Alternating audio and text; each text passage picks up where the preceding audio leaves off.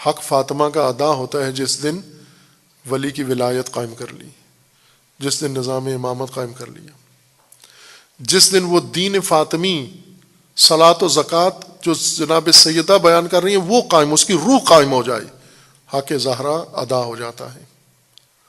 بہت آسانیاں اپنے لیے ڈھونڈی ہیں ہم نے کہ بی بی کا بھی تقاضا ہم سے اتنا ہے، اور اتفاقاً بی بی نے یہ کام کرنے والوں کو آنے ہی نہیں دیا۔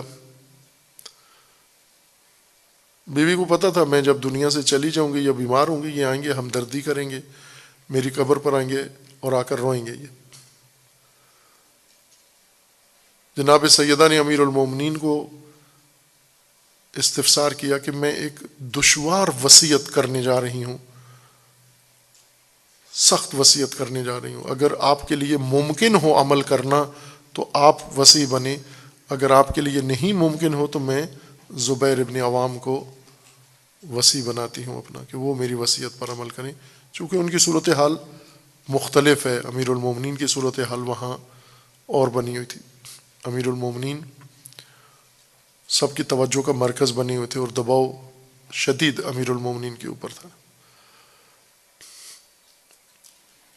جب جناب سیدہ زخمی ہوئیں، علیل ہوئیں، بستر پہ لیٹ گئیں اور منع کر دیا کوئی بھی میرے پاس نہ آئے، تو روزانہ وفود آتے تھے امیر المومنین کے پاس کہ آپ اجازت لے کے دیں، اور ان کا پیغام امانت کے ساتھ امیر المومنین پہنچا دیتے تھے بی بی تک کہ آج فلاں آیا ہے اجازت مانگ رہا ہے، فلاں آیا ہے، لیکن کسی کو اجازت نہیں دیتی تھی۔ لوگ شکوہ کرتے تھے کہ آپ کیسے شوہر ہیں، اختیار گھر آپ کا ہے اور آپ کی زوجہ منع کر رہی ہیں اور آپ بھی منع ہو جاتے ہیں۔ تو امیر المومنین فرماتے یہ حق فاطمہ کا ہے، وہ کس کو دیکھیں کس کو نہ دیکھیں، کون ان کے پاس آئے کون نہ آئے، یہ میں نہیں فیصلہ کر سکتا۔ اور بی بی نے فیصلہ کر لیا کہ کوئی نہ آئے۔ اب اگر آتے تو بی بی کے ساتھ ہمدردی ہی کرتے نا، روتے آ کر۔ اگر بی بی کو رونا ہی چاہیے ہوتا تو کہتے علی در کھول دو، سب کو آنے دو، آ کر میری حالت دیکھیں، ان کو رحم آئے گا اور روئیں گے آ کر بیٹھ کر، مجھے تشفی ہو جائے گی۔ فرمایا نہ آنے دو ان کو، میں ان کے آنسو نہیں دیکھنا چاہتی۔ اور پھر فرمایا کہ علی جب میں دنیا سے چلی جاؤں تو مجھے خود غسل دینا، کسی کے سپرد نہیں کرنا، اور مجھے رات کو غسل دینا، مجھے رات کو کفن دینا، اور میرا جنازہ رات کو اٹھانا، تشییع رات کو کرنا، اور رات کی تاریکی میں مجھے دفن کر دینا، اور دفن کر کے میرے قبر کے نشان مٹا دینا۔ پھر پوچھا کہ کیا یہ ممکن ہے آپ کے لیے؟ امیر المومنین نے فرمایا جیسا آپ نے فرمایا ایسا ہی ہوگا۔ اور پھر وہ وقت آ گیا جب بی بی کا آخری وقت پہنچا۔ امیر المومنین مسجد النبی میں تشریف فرما تھے، حسنین پہنچے گھبراہٹ کے عالم میں کہ بابا ایسے لگتا ہے کہ ماں آخری لمحات میں ہیں۔ امیر المومنین حاضر ہوتے ہیں بالین جناب سیدہ پر،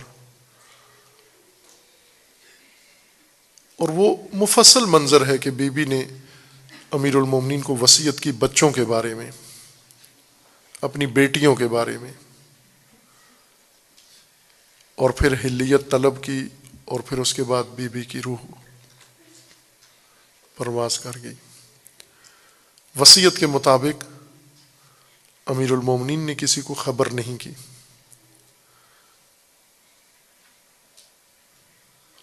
جناب اسماء وہاں قریب موجود تھیں،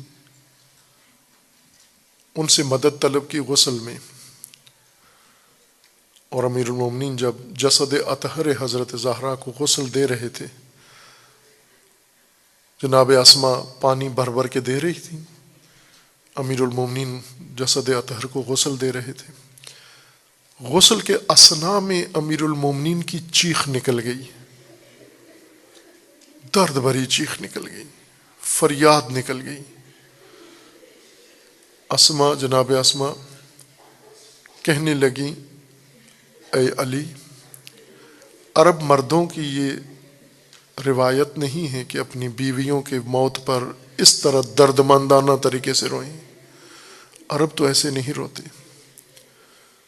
امیر المومنین نے فرمایا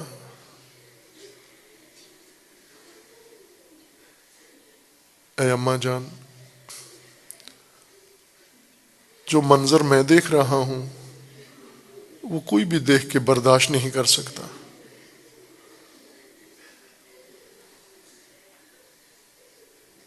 پوچھتی ہیں کیا دیکھ رہے ہو؟ امیر المومنین نے فرمایا میں زہرائے اطہر کے پہلو میں زخم دیکھ رہا ہوں۔ یہ وہ زخم تھا جو مجھ سے پنہان رکھا گیا، مجھے نہیں بتایا جناب سیدہ نے۔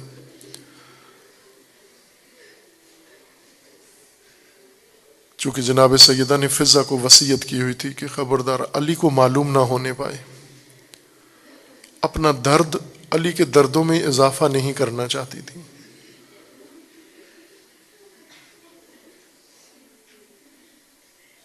جسد اطہر کو غسل دے کر کفن دیا گیا، اب جنازہ اٹھایا گیا دفن کے لیے۔ انتظار کیا گیا رات اندھیری ہو جائے۔ آج کی طرح روشنیاں نہیں تھیں رات کو، گھروں کے اندر اکا دکا چراغ جو اول شب بجھ جایا کرتے تھے، گلیاں تاریک، مسجد النبی کے ارد گرد کا سارا ماحول تاریک۔ جب گپ اندھیرا ہو گیا، امیر المومنین نے بی بی کا جنازہ اٹھایا، اٹھا کر اندھیرے میں جب لے کے جا رہے تھے لحد کی طرف، امیر المومنین نے محسوس کیا کہ کوئی پیچھے آ رہا ہے، روک لیا جنازہ۔ امام حسن کو فرماتے ہیں بیٹا جو بھی آ رہا ہے جا کر اسے کہہ دے آپ کی مہربانی، میری ماں کی وصیت تھی میرے جنازے میں کوئی شریک نہ ہو۔ امام حسن جاتے ہیں اور واپس آتے ہیں۔ امیر المومنین پوچھتے ہیں بیٹا کون تھا؟ تو رو کر کہتے ہیں بابا چھوٹی بہن زینب چلی آ رہی، یتیمہ فاطمہ ننگے پاؤں ماں کے جنازے کے پیچھے پیچھے جا رہی۔ امیر المومنین نے فرمایا حسن بیٹا جلدی سے بہن کو گھر چھوڑ کے آ جاؤ۔ ننگے سر ننگے پاؤں رات کی تاریکی میں ممکن ہے کسی کی نگاہ پڑ جائے۔